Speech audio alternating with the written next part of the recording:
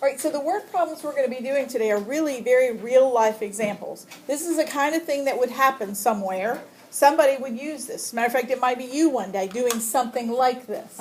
So who can phrase for me the problem that they're presenting to us? What are the people in this story trying to accomplish? Don't read it to me, but tell me what are they trying to accomplish? How to carry all the dirt in one truckload? Yeah, they're trying to figure out, they've got to dig out some dirt from here, and all they're trying to do is figure out, will it fit in the truck, right? It's a pretty real life kind of example. So think about strategies. How could you figure out whether the dirt from this hole will fit into that truck? What are strategies that you could use, Grace? You could, find out the volume of. So find out the volume of both, right? So find out the volume of this hole, find out the volume of this truck. So let's say you find out the volume of each one of them.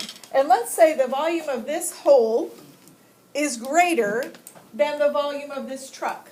Will it fit? No. Let's say the volume of this hole is less than the volume of this truck. Will it fit?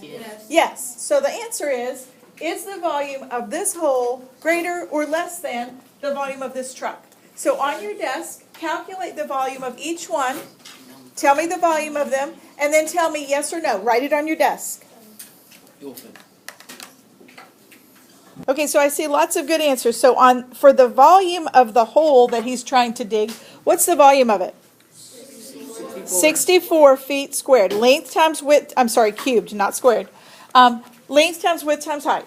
Okay, what was the volume of the bed of the truck? 60 feet cubed.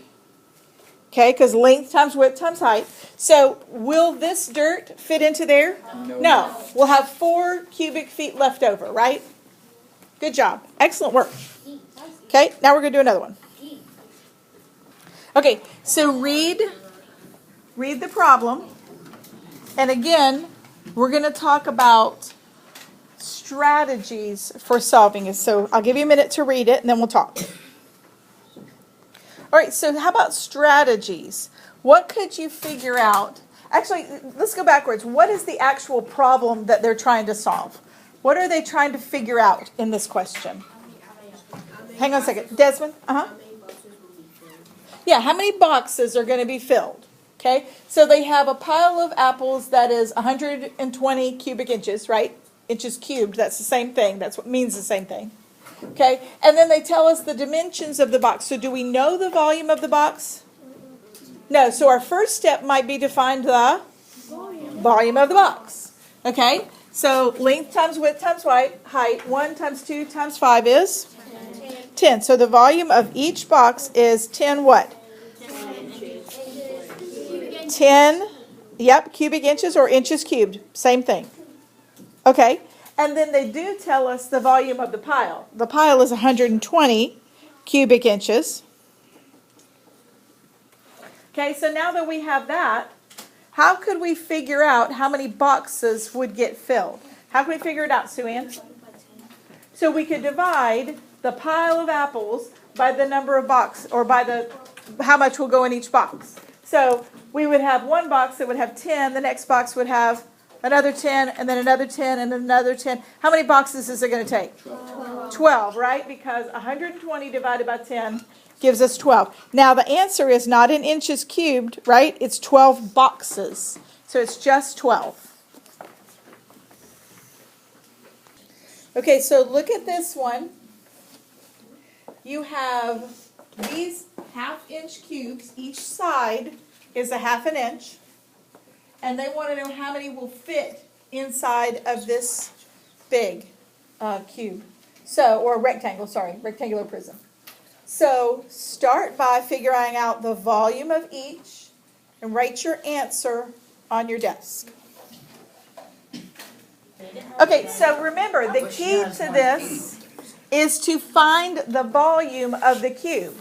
The formula for volume, remember, the formula is your friend. Volume equals length times width times height. Jaden multiplied 1/2 times 1/2 times 1/2, right? That's the length.